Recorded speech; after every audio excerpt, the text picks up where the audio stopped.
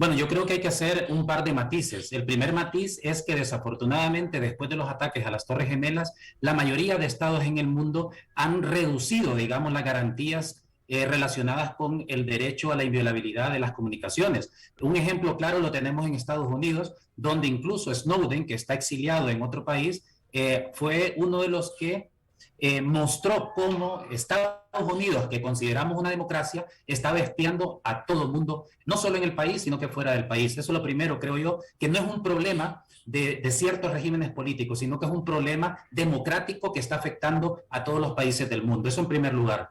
La segunda cuestión que creo yo que es importante determinar es que la ley en el artículo 23 establece no intervención del contenido de las llamadas o de las comunicaciones en general. Yo creo que eso es importante tenerlo en cuenta. Dice el registro de, y eso es totalmente distinto. ¿Y por qué es importante hacer esta aclaración?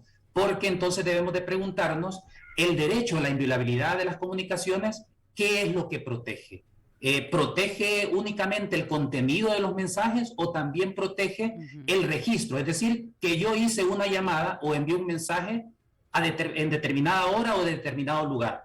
Porque el artículo 23 lo que está diciendo es que van a poder solicitar ese tipo de registros, es decir, la lista de llamadas para determinar, por ejemplo, a qué hora llamó, desde dónde llamó, desde qué IP mandó un mensaje, etcétera. Y eso es importante que lo tengamos claro. ¿Por qué? Porque entonces ahora hay que preguntarnos si eso implica una violación a ese derecho a la inviolabilidad de las comunicaciones. ¿Por qué? Porque el derecho a la inviolabilidad de las comunicaciones, ¿qué protege? Primero, no solamente el contenido de la comunicación, sino que también el soporte de la comunicación, las circunstancias que rodean la comunicación. Y aquí estamos hablando del lugar de donde se mandó, la hora donde se mandó, etcétera. ¿Qué otra cosa protege este derecho?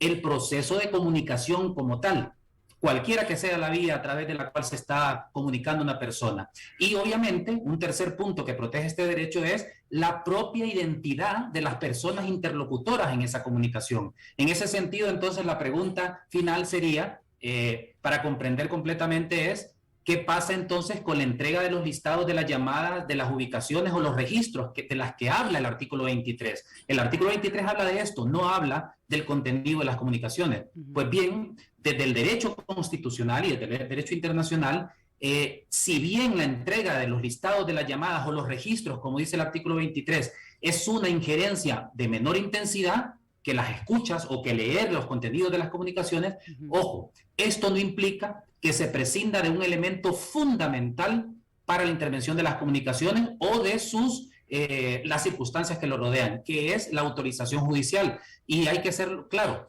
el artículo 100 de la Constitución dice que tenemos derecho a la inviolabilidad y secreto de nuestras comunicaciones. Y dice, salvo resolución judicial.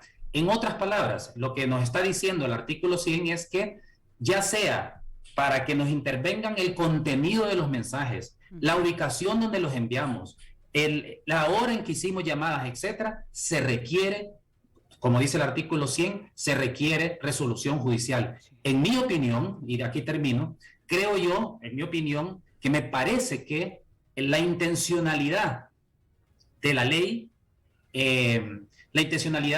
tiene un fin legítimo.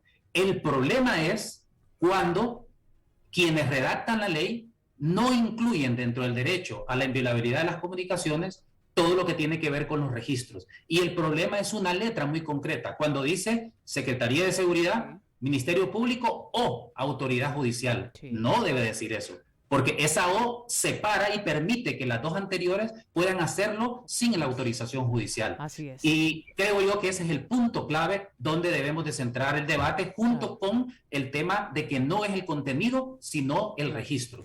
Ese es el punto, ese es el problema. Aunque se hubiera dicho bajo el mismo procedimiento de la ley que fue aprobada hace 10 años, ya fuera otra cosa.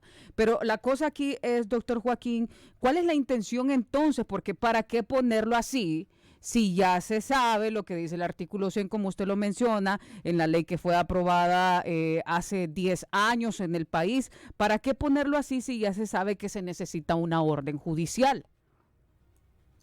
Yo por eso, ¿por qué hablo de la intencionalidad? Porque le voy a poner ejemplos de otros países, donde obviamente hay que tener en claro que la inviolabilidad de las comunicaciones es la norma. y hay una excepción. Y esa excepción es que haya una resolución o una autorización judicial. Sin embargo, por eso comencé con la primera premisa, sin embargo, en muchos países se permite que ya sea el Ministerio de Interior o la Secretaría de Seguridad o el Ministerio Público puedan intervenir las comunicaciones y tienen 48 o 72 horas para comunicarle esa intervención a una autoridad judicial. Y esta, a través de una resolución motivada, puede modificar, puede revocar o puede ratificar esa decisión que tomó el Ministerio Público, la Secretaría de Seguridad. Por eso es que lo pongo en contexto, Claro. porque muchas veces no es una intencionalidad o un fin ilegítimo, Sí. sino que creo yo, sinceramente, que no ha habido la suficiente reflexión